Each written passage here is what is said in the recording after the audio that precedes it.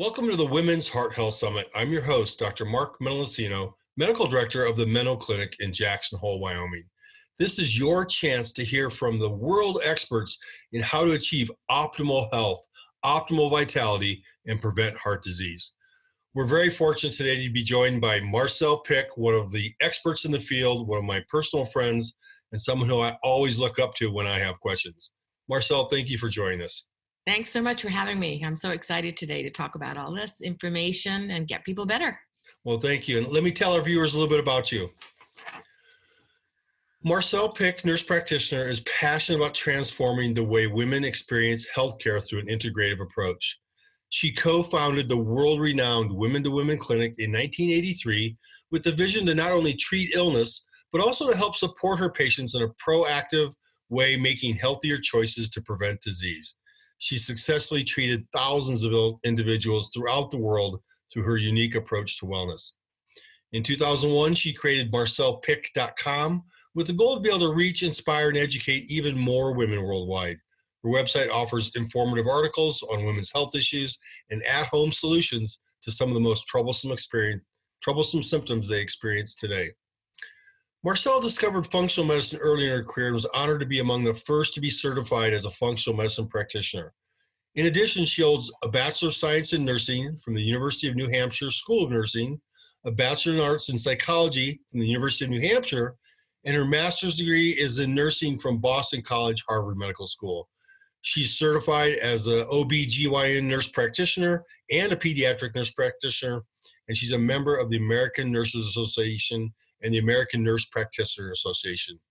She's currently a lead educator with the Institute for Functional Medicine and has served on the medical advisory to Healthy Living magazine. She writes a weekly newsletter for MarcellePick.com and lectures internationally on a variety of topics, including weight loss resistance, infertility, stress and illness, and adrenal dysfunction. She's the author of several books: The Core Balance Diet, Is It Me or My Adrenals, and Is It Me or My Hormones?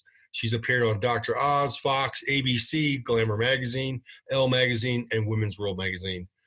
Her PBS show, Is It Me or My Hormones, is one of the PBS favorites among all viewers. So, Marcelle, again, one of the world's experts, one of the teachers of teachers. And again, thank you so much for being here. You're welcome. Glad to be here. You know, in reading through your history and your bio, you really have such a diverse set of tools that you bring to every one of your visits. How did you develop this unique set and add all of these extra tools to your toolbox?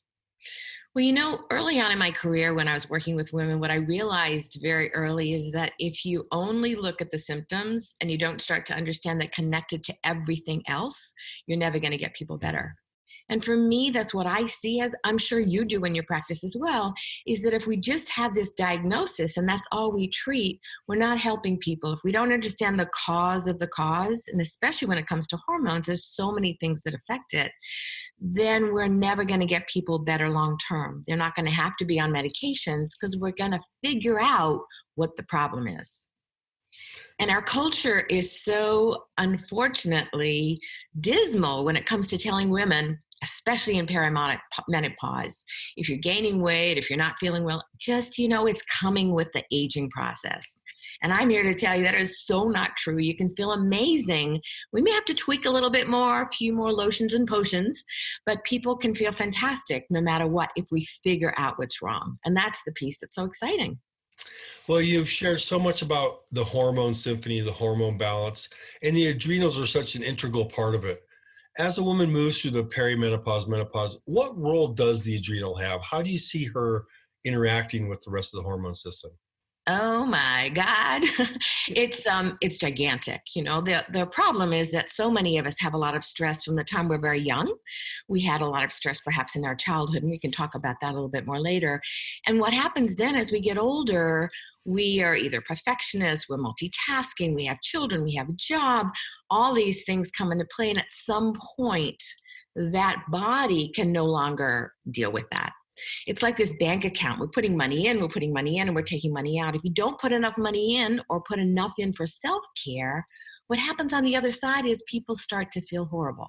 They have fatigue, they don't have energy, their immune system's compromised. And what's so interesting is the adrenals have a lot to do with all of that.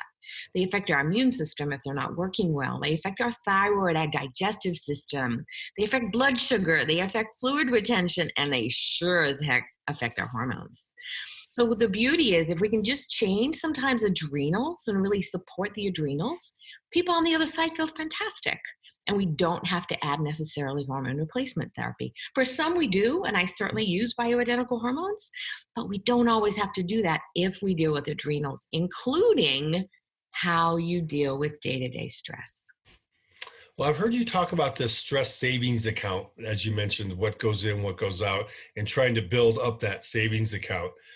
We also talk about this cortisol steal, kind of a robbing Peter to pay Paul. How does that affect women with their hormones and lead to this brain fog that we hear so many people complain about? It's really gigantic. And what's so interesting is that, excuse me, cholesterol is so important. We always hear about how important it is to get your cholesterol down and get on statin drugs and all those kinds of things. The bad news with that is if your cholesterol is too low, that certainly can affect your hormones. But more importantly, if you have a lot of stress, cholesterol will make instead cortisol, because you can't live without cortisol, but you can live without estrogen, progesterone, testosterone, and DHEA. So if you have so much stress for so long and you don't put enough in that savings account of yours, i.e. really help yourself, then cortisol is high, but progesterone in particular, and that's the first to go down, goes down.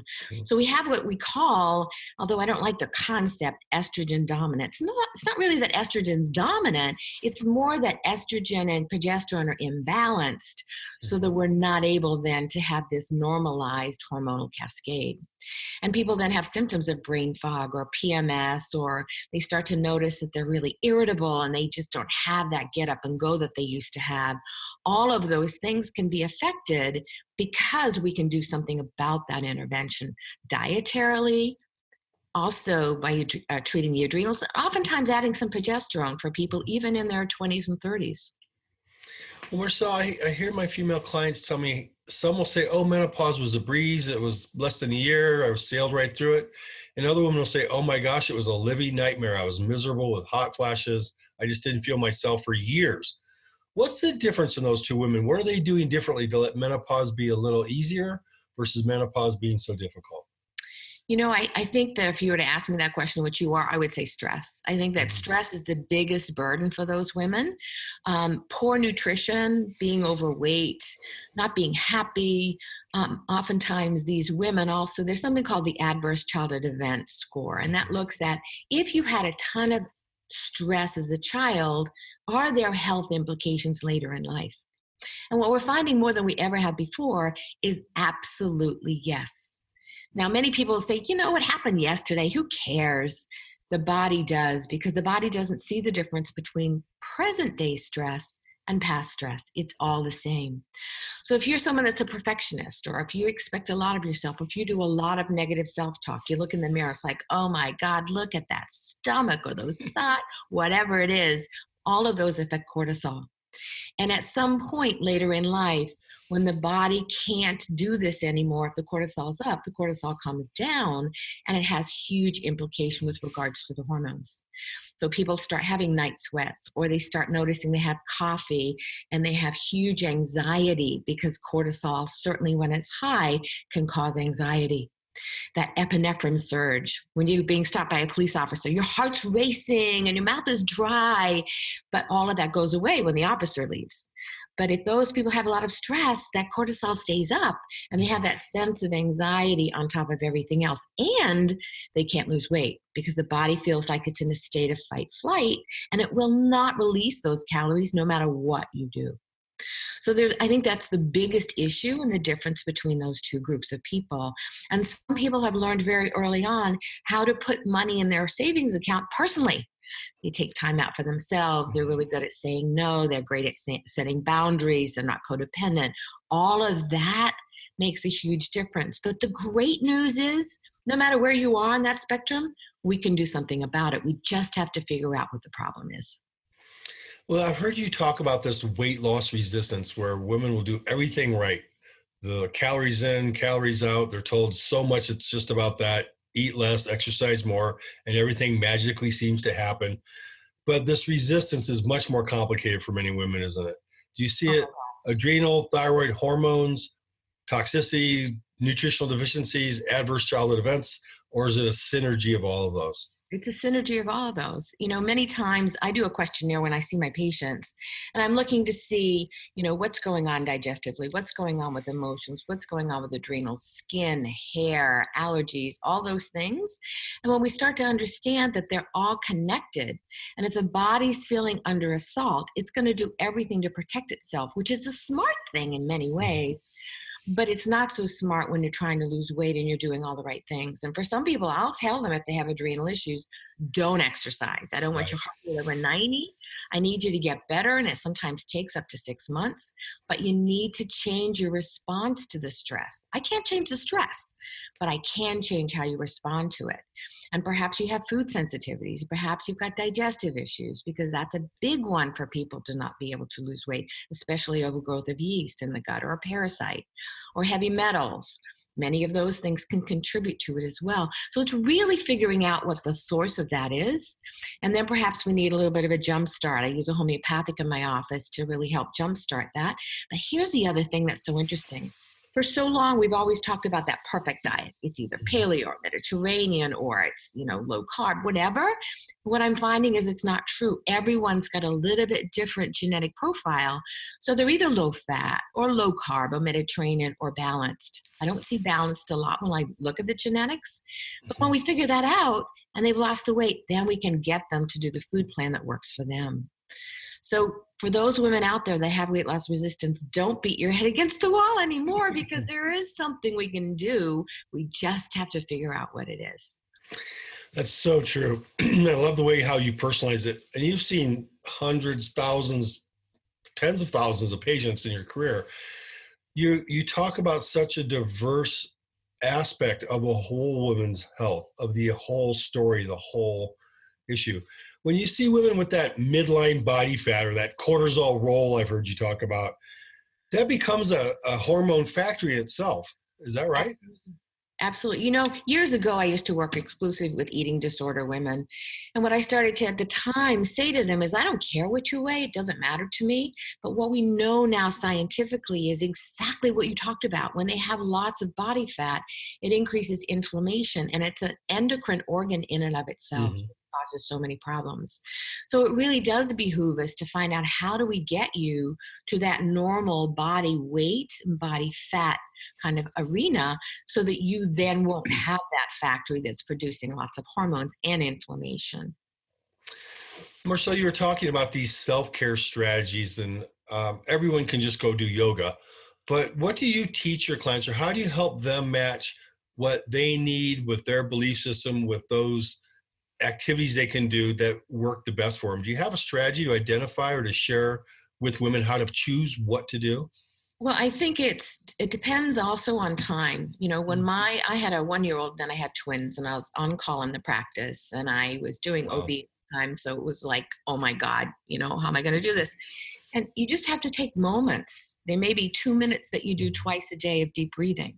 You might be able to do, some people love yoga. Some people like to exercise, even 5 minutes twice a day. It's looking at where you are in your life and making those decisions. Emotional freedom technique, tapping, is fantastic. And you can work with a practitioner that can really go deep to look at that. But also our beliefs dictate how we do our lives. If you have a belief that you're not enough, and many, many women have that because our culture and the media tells us we're not enough, we're not Right. tall enough, smart enough, pretty enough, thin enough, whatever. That has to be addressed and found out, where did that come from, so you can start to change that repertoire that goes on in the brain. Because as we think, so goes our life. And that's a very simple thing that you can do every moment of every day. And what I have my patients do is push the pause button. When Yeah. they hear themselves say something, it's like, push the pause button and think a new thought. And it takes about 4 weeks for that to happen, because change takes 4 to 6 weeks. But there's baby steps you can do. For those that are interested in the bigger thing, sure, it's looking at, Where is my ACE score? What do I need to look at with regards to stress? Can I put in 2 minutes of exercise once a day? Can I start walking? Can I start thinking differently? Can I start just looking perhaps at a meditation tape for a minute? Because so many women are so busy. And then if they have time, they can invest in deeper things. There's programs that are fantastic for them that I might recommend for them to look at how do I change how I deal with my stress, because we sometimes can't deal with the stress itself. Well, I love your openness and honesty and real life experience. You've lived this, so you know how hard it is for so many women. I love the advice of just take a minute here, take 2 minutes there. Take those little steps to do something to honor yourself and give yourself some of that back. That's such great advice. So many people think we have to do an hour of this or an hour of that or go to the best class of this. And what I hear you saying is just take a little time for yourself. Be good to yourself in little steps and know that that stress is there, but do something small every day to honor yourself. That's such great advice. Absolutely. And I think women feel overwhelmed. I think also the feminist movement did us an injustice because now we're mothers and we're CEOs of companies and we're, trying to help our aging parents. It's impossible to do it all well. So many women are now feeling a failure in both their jobs and as a mother. So it's important to just give yourself a little credit and say, oh my God, look what you've accomplished. Yes. And take baby steps to change some of the things that are causing you stress. Perhaps change your diet. Maybe just stop sugar. Or perhaps, if you're drinking soda, stop the sodas. You have to do it in baby steps. Otherwise, it's too overwhelming. And what happens then, people show up in my office. They feel embarrassed to come back. Mm-hmm. They won't come back. Or they feel like a disappointment. That's not what it's about. It's really about finding out what you can do, how much you want to accomplish. And some people will do all of it, which is fantastic. But some people won't, and it's all okay. That's so true. Marcelle, there's this elusive beast in a woman's life called sleep. That's so hard for women to get good sleep, good quality sleep, enough sleep. What are some of your ground rules for sleep as far as routines and strategies or sleep rituals? Do you have just some base sleep rules that you share with your clients? I do. And, part of it is I oftentimes will have people take an electronic Sabbath. Mm-hmm. 2 days a week, just don't even turn it on all day if you can do that. And if you can't, then have rules for yourself. Never, at 5 o'clock, turn it off. Don't keep the cell phone by your bedside. Turn off, don't watch violent movies. Don't engage in really complicated issues, politics perhaps being one of them. Whatever it is for you that's really heating you up. And also finding a regular time that you go to bed. Having your room be really beautifully colored, because colors make a difference, believe it or not. So if it's a bright color, you might want to look at having a light blue or gentle colors in the bedroom. And what I say to my patients is, look, the bedroom is really for sleep and sex, and that's it. No TVs in there, nothing else, and make it a comfortable place. If you can't sleep, there's something called phosphatidylserine. For those people that have high cortisol at night, or they wake up thinking about their day and what do they have to do, phosphatidylserine can be very helpful to bring cortisol levels down so you can start to sleep properly. Well, Marcelle, thank you for those hints and rules of the bedroom. I think they make so much sense, and that elusiveness of sleep for so many people. You mentioned the phosphatidylserine women can take at night. A lot of doctors recommend doing the cortisol test, the saliva test, to map out your cortisol during the day. It should peak up in the morning, then come down at night, as you mentioned. Are there questions you can just ask women and kind of know what that cortisol curve looks like? You could do that, but what's so interesting about that is sometimes I'm surprised. Mm-hmm. I expected it to be high and it's actually low. And what they're doing is they're kicking up their cortisol throughout the day up and down. So it's helpful for me to do that test to find out in the morning as soon as they wake up, 30 minutes later, then at noon, mid-afternoon and at night. If they can't do that and they are that person that can't get to sleep, or they go to sleep and then they wake up and they can't get back to sleep. Oftentimes that does have to do with high cortisol levels. And I might try them on phosphatidylserine. But the best thing is to get that cortisol evaluation, because then I can intervene perhaps differently throughout the day depending upon what that pattern looks like. Because you're absolutely right. It should be high in the morning and low at night. And so many women have it very low in the morning and high at night, or they'll be up and down throughout the day. Depends on, what's been going on for long term. And it's interesting because some people have high cortisol all the time. Mm-hmm. You imagine what that does to that poor system when they're on rev all the time. And then some people are just what I call flatliners. They can't get out of bed. They're exhausted. They're tired. They have fibromyalgia. They have many other things. So it's really working with adrenals. And that's a thing that's a take home for me. I almost always do adrenal testing because I've been surprised many times when people feel relatively okay and their cortisol is like, oh my God, how are you functioning? So it does make a big difference. And that may be one of the most valid hormone tests to do, is that salivary cortisol. How else do you like to test hormones? Do you have a favorite technique? If I do, yes, absolutely. If somebody comes in and say, I feel terrible, I want my hormones tested, and they're not on hormones, it's pretty pointless because I don't know what their levels were before perimenopause. I won't test them and they're tanked. It's like big surprise. However, if they're on hormones and they're doing something like a patch, then I will test the blood. If they're, however, doing, and melts, if they're doing creams, the only way to really test how they're working is to do saliva. The problems with saliva is if you're not very, very careful about how you do the testing, you get very high levels. And that's very confusing because you don't know where they are. So if somebody's going to be testing saliva, you have to make sure that they wash their hands. They don't actually get the sample in the same bathroom. They use a clean towel so that you get an accurate read. But yes, I do hormone testing, and I'm also very interested to look at how they're metabolizing their estrogens. We call it the good, the bad, and the ugly. There's 3 different pathways that they can go down. And then I can really look at how can I really help them to decrease as much as I'm able, because I don't have the ability to do everything all the time, is to decrease the risk of breast cancer if I see that they're going down a pathway that increases that risk. So that you're talking about this estrogen metabolism, to be sure you know how the body gets rid of it. And I know a lot of doctors don't even think about that path, but you nutritionally support it as well as test for it and sometimes supplement for it. Absolutely.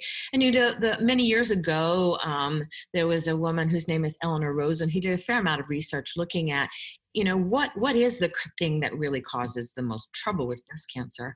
And her description was, indeed, it has to do with how our body metabolizes estrogen. Mm-hmm. It's not so much that estrogen is bad, because that's what we think now as we get older, that estrogen's the culprit. I don't think it's the culprit. I think it's many things that contribute to it, but how we get rid of that estrogen and what pathway it goes down, that's very, very important. And we can do something about it nutritionally, as well as add nutrients that it's in the broccoli family that really help that metabolic pathway. So it's really what you do with the estrogen, not so much taking the estrogen. And we found, working with Dr. Bredesen with the Cognitive Reversal Program, there's some data that says in midlife, a woman's brain, it does really well with estrogen. And now we're thinking that for many women, the heart may need that optimal estrogen balance with progesterone and the detoxification. So it's really all of it put together is how you see it. Right, absolutely. What's so interesting is the study that came out in 2001 that really put hormone replacement therapy kind of on its edge.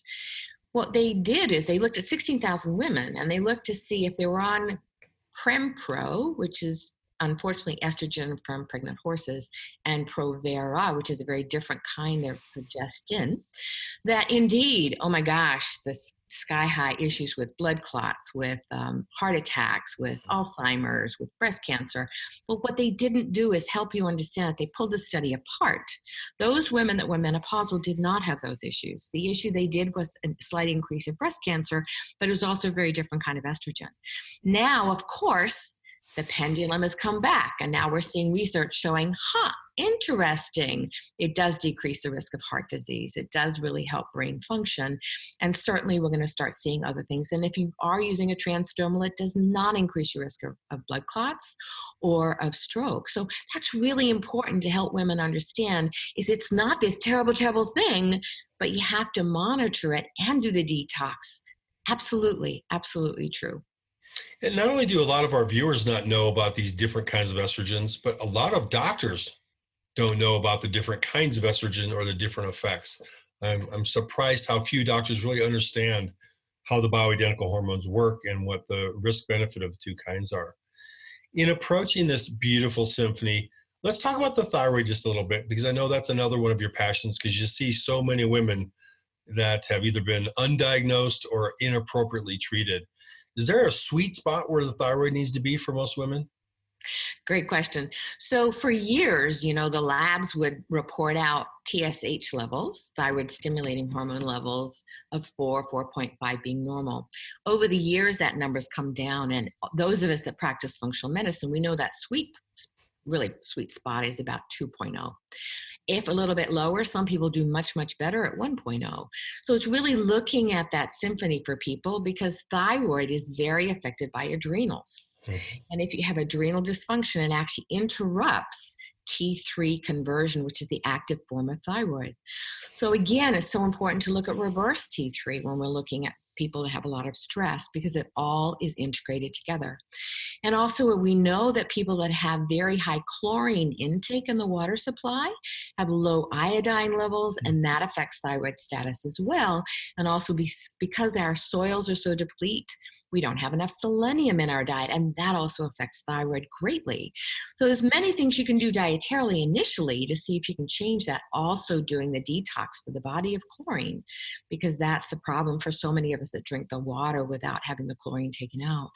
When that's all done and we still have thyroid dysfunction, I tend to use a combination of T3 and T4.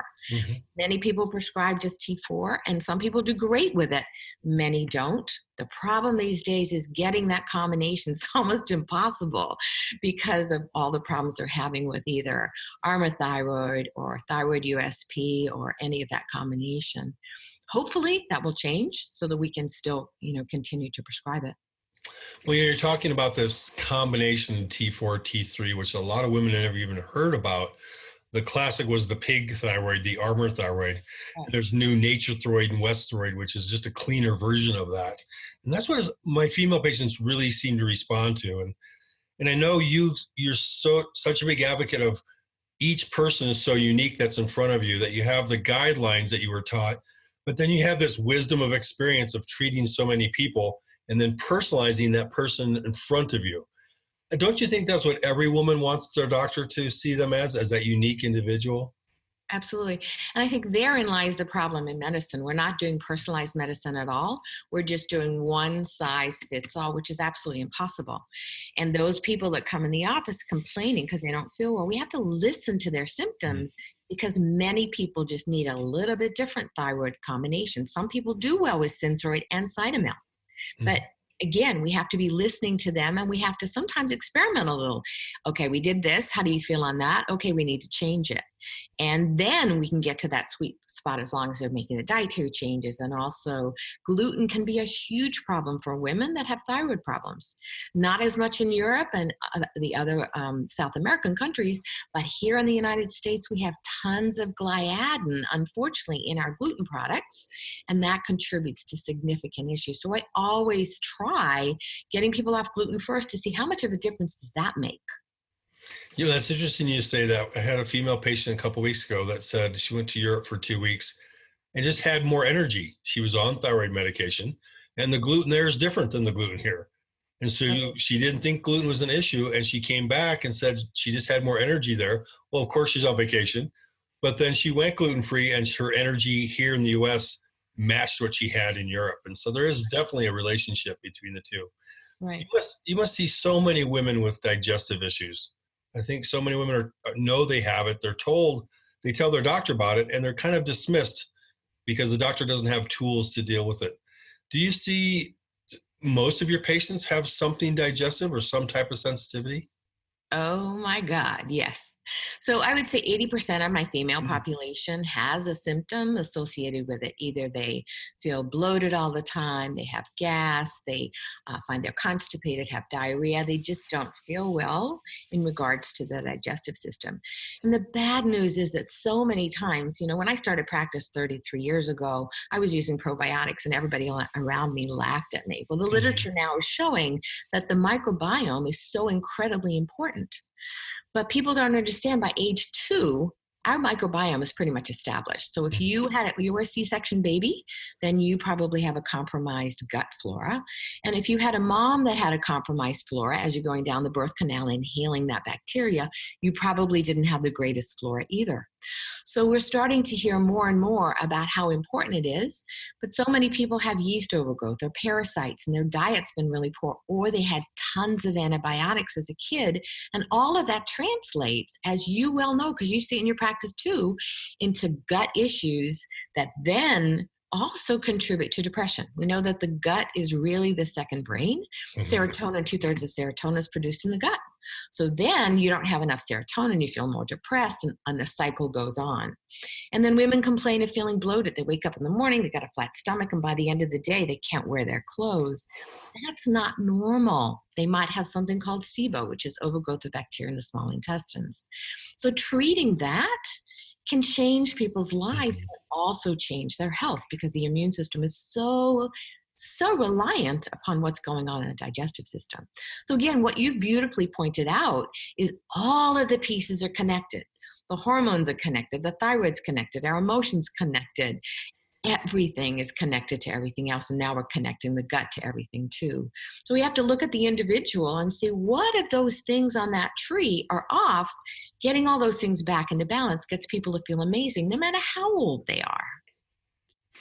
I love listening to you speak, Marcelle. On all the lectures you do, on your PBS special, reading your books, you have such a way of elegantly tying all these stories together that I think for everyone listening, you're the kind of doctor they want to come see. How do we help more doctors understand this, or to be able to communicate the way you do? What's going to be the success of us bringing this to the rest of our colleagues? I think it's being an example for one. One of the Mhm. things I think is so important from my perspective is I walk the talk. Mhm. I'm not going to go on stage and do things and talk about things that I don't do. I teach for the Institute of Functional Medicine, and my goal is, as much as possible, is to teach other practitioners Mhm. that there's a different way to do it. And then also in my practice, having people change their lives and being outspoken about that and doing as much as I can online. I mean, we can do what we can do and be good examples of how to do this so that people can understand they absolutely can feel well no matter what their diagnosis if we look at all the pieces to the equation. Well, the average doctor interrupts their patient within 11 seconds and they never hear the story. One thing I have always respected is how you not only listen to the story, you help women bring the story out of themselves when they may not even know their own story. And that sharing of that story is so powerful. We're talking about heart health. And at the end of the day, you have to balance everything we've talked about today to have a healthy heart. Do you think that you can die of a broken heart? Oh my God, yes. It's so interesting. There was somebody that was coming in the other day as a patient and was describing one of her friends that just died. He was a dentist. He did yoga. He exercised regularly. He was a bike racer. He did everything. He ate impeccably, and he had just this huge emotional upset. And he had a heart attack and died. So if we think for one moment that there isn't a connection between our emotions and our heart and heart disease, we're totally misguided. And unfortunately, in medicine, we never talk about that. And Mhm. again, going back to that ACE study that I talked about, looking at 19,000 men and women, looking at if they had adverse events in their childhood, did it increase their risk of heart disease? Yeah, 165%. Oh my God, just childhood issues? Seriously? Absolutely. And of course, we have to pay attention to cholesterol, and I'm not sure about that so much anymore, but nonetheless, and our nutrition and what's going on for us with nutrients and all the things that you do so beautifully in your practice. But if we don't address this issue of emotion and heart, then we're totally misguided and we're not going to be able to serve our patients well. Well, you're absolutely right about cholesterol. Half the heart attacks happen in people with a cholesterol under the magic 200 number. So it is more complicated. Would you then suggest that heart disease is driven by the gut, driven by the brain, driven by both? All of the above. I think it's all connected. And we know more than we ever have before that if you have a huge amount of inflammation in your gut, it's going to increase kind of the inflammatory cascade that may indeed affect the heart. So it's all related. And I think that's so sad about how medicine is now, Yes. is in the cardiologist's office, they're not asking about people's emotional life. They're not asking about diet per se, other than, are you doing the kind of standard American diet, which is probably also killing people. Mm-hmm. And they're not paying attention to that individual either in regards to giving them hope that we can change these things. There isn't much that we give them. And that's so sad because there's so much that we can do and say. And that's why I love your book coming out. It's going to really describe, what do you do? How do we make a difference? Is there a connection? And there absolutely is. Well, for any doctor that's watching, I would encourage them to find when Marcelle Pick speaks for the Institute for Functional Medicine and go. If you want to hear how to do it right for your patients, listen to her. For everyone else viewing, Marcelle, how do they find you online? Where do they connect with you on Facebook? How do they find you? Sure. So marcellepick.com is my website. I also have a weight loss program called the Women's Transformation Center.com with a video and the new program that I just started. And then they can also go on Amazon and get any of my books, The Core Balanced Diet, Is It Me or My Adrenals, or Is It Me or My Hormones? And probably the end of next year, a new book will be coming out as well. Fantastic. So with the new book, what else are you really excited about to bring information to all of our friends listening? Well, I think probably the new thing that I'm doing is this amazing weight loss program that I put together, which is looking at using a homeopathic that really suppresses appetite. But the biggest thing it does for those people that are weight loss resistant, it's finally helping them lose weight. Most everybody loses a half a pound to a pound a day. And I never believed that was possible in these women, and they're ecstatic. And then I do a genetic profile to look at what food plan do I need them on long term? Are they, emotional eaters? Are they snackers? How do I put that into the program? And then I also do, believe it or not, I have them see an image consultant to have their colors changed. So it's the new them. They transform themselves. Then we also look at all the other pieces that we've talked about today, the gut, the adrenals, all those pieces, so that they come out of this feeling amazing, which is how we really should all be as we get older. We can feel great, but we have to figure out the pieces. Again, Marcelle, you are the doctor of the present with a great long history of taking care of thousands of people, but also the doctor of the future. That's what I think everyone listening who they want to come see. So connect with Marcelle Pick. And Marcelle, thank you so much for sharing your time today. Absolutely. It was my pleasure.